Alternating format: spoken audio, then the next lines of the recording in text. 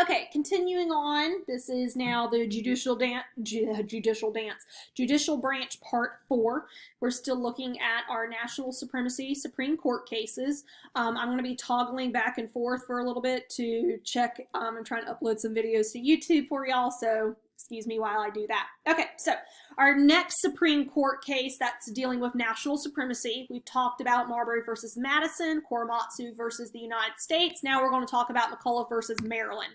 Very simple. You have McAuliffe, he was a bank cashier, and what he did is he refused to pay a tax that was placed on the federal bank by the state of Maryland. In the end, this goes all the way to Supreme Court, and Supreme Court rules that a state cannot tax the federal government. Essentially, the federal government can tax the state governments, but it's not the other way around. So it's basically saying that the federal government, of course, is more powerful than the state governments because the federal government has the power to tax the states. The states do not have the power to tax the federal governments. This relates back to the necessary and proper clause, basically meaning that federal government has the ability, or legislative branch has the ability to create laws that are necessary and proper to carrying out their duties and power.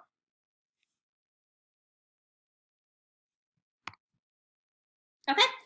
Gibbons versus Ogden. This is another national supremacy case. Essentially what you have here is you have two men, Gibbons and Ogden. They are both operating a ferry between New Jersey and New York. Gibbons has been given a federal permission, so he has like a federal permit that's allowing him to operate the ferry. In Ogden, he has a permit from, I believe it was New Jersey, to operate the ferry. So these two men are arguing over who has the exclusive right to do the ferry service between New Jersey and New York. In the end, the federal government with the Supreme Court rules that the federal government is supreme. They're the ones that have the right to regulate interstate commerce. And so that's what this court case relates to, is the Commerce Clause. Basically meaning that when it comes between trade and the economic abilities between states, that's the federal government's power, not the state government. So let's say that we were talking about North Carolina. North Carolina has the power to issue ferry permits between Hatteras and Ocracoke. That's our state government's right. But what we're saying is that the state of North Carolina cannot grant exclusive privilege to operate a ferry between here and Virginia. Our power is only within the borders of North Carolina. The federal government has the power between the states. So again, Gibbons versus Ogden, I want you to think of Commerce Clause. So, okay, so it was New York, not New Jersey, my bad. So here we have, get out, New York gave me the exclusive right to operate steamships in New York waters. Wrong. New York State gave the United States the exclusive right to regulate interstate commerce. All right, U.S. versus Nixon. This is a very interesting one. So President Nixon was essentially trying to use executive privilege. So Nixon is the only president that if he had been impeached, he truly would have been found guilty and he would have been kicked out of office. Essentially what this goes back to is the Watergate scandal. Nixon was a very paranoid man in a way. It's kind of like, have you ever, you're taking your shower at the end of the day and you're reliving an argument that you had with somebody and you're like, oh man, that's what I should have said. Like, oh, that's what Nixon would do, but he would take that to another level. He had his office, his Oval Office, essentially bugged. And he would listen to recordings of his conversations with other people at night, going over, oh, this is how I should have said something, that type of thing. And then he would also listen if people were talking about him when he wasn't in the room.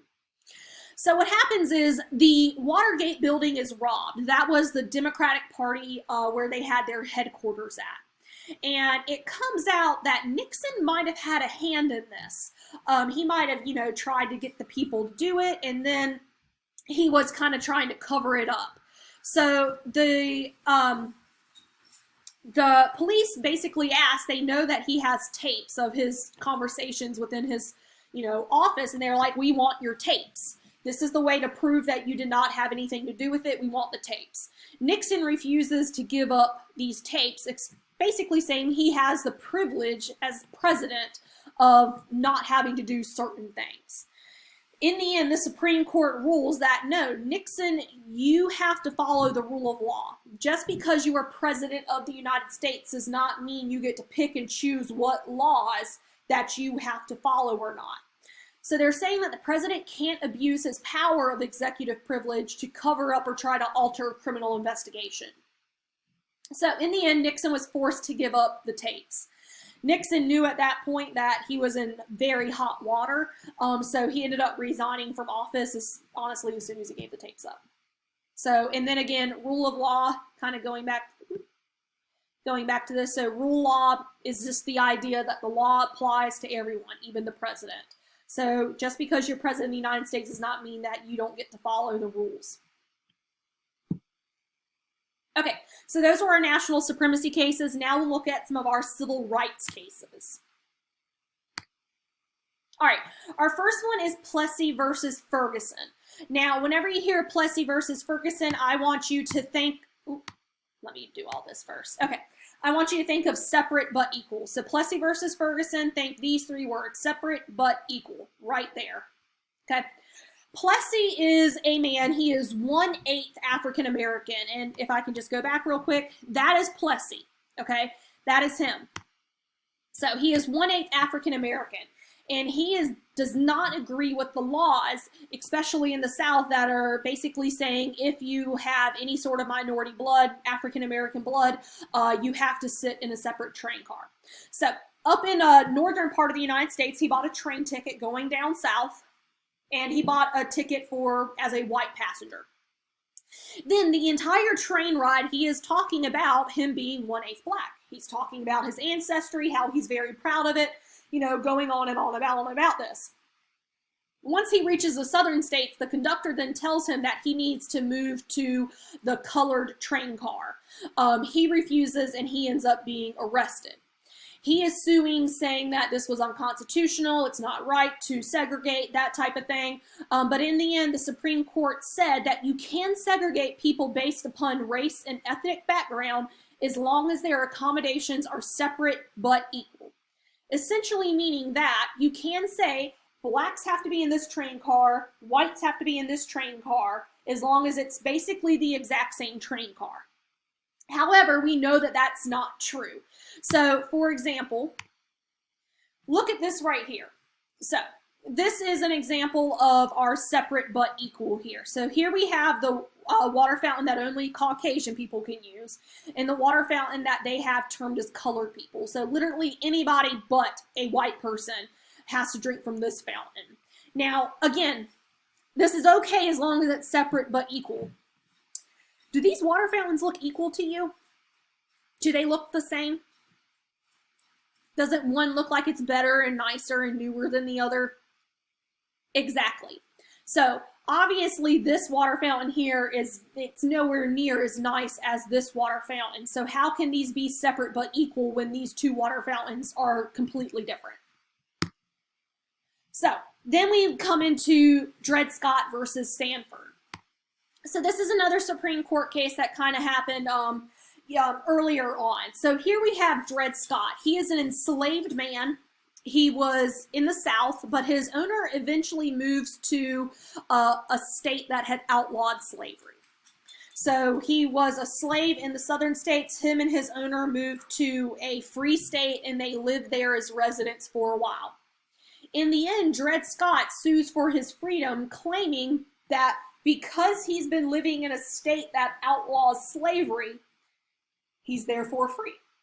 It makes pretty much sense. Like, if you can't have slaves in Minnesota, therefore, if you decide you're going to live in Minnesota, you have to give up your slaves. Pretty simple. Supreme Court says no. They actually come back with a very, honestly, just completely nasty and racist decision. They said that Dred Scott was a slave, meaning he is property, he is not a person, and not a citizen. And because he is not a citizen of this country, he doesn't even have the right to sue for his freedom. So they were essentially saying that this court case was stupid because he didn't have rights to sue, so it should never even come to the Supreme Court in the first place. Here we have Dred Scott. Now we're going to talk about Brown versus Board of Education. Now, whenever you hear this Supreme Court case, I want you to think of separate but not equal. This is the court case that overturns Plessy versus Ferguson, okay? So whenever you see Brown versus Board of Education, you need to think of Plessy versus Ferguson. It overturns that. Essentially, you have a man, he wants his daughter to have an education that is equal to her white counterparts, and the white school is actually much closer to where they lived. And so he sues for the right to send his daughter to school. This is, in the end, going all the way to the Supreme Court, and they rule that the simple act of segregating makes things unequal. Separate but equal does not work. It's not something that's going to matter. So this is a court case that officially begins integration of American schools. Swain versus Charlotte Mecklenburg. This is a Supreme Court case that came from North Carolina. So as a way to try to institute integration within the schools, they were, hold on one second, guys. I need to head up to my room because my battery is dying. So I'm going to teach while we walk, okay? So Swain, his child is being bused across the town in order for the schools to be integrated. And really what this came down to was something known as de facto segregation, which is this idea that you have like kind of neighborhoods. So think about like in New York City, there's Chinatown, right? So New York City, there's Chinatown.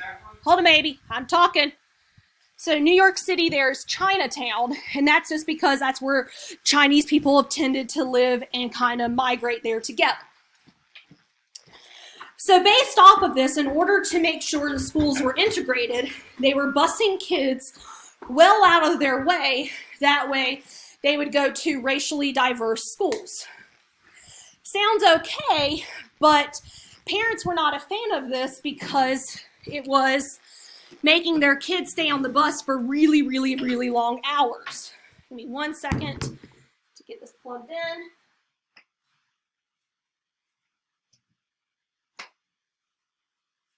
I hate kids' safety things. Oh. All right, we're going to do it like this for a while, guys. Sorry. Okay, so he sues. What he's saying is that it's unconstitutional to achieve racial integration of schools by making this busing happening.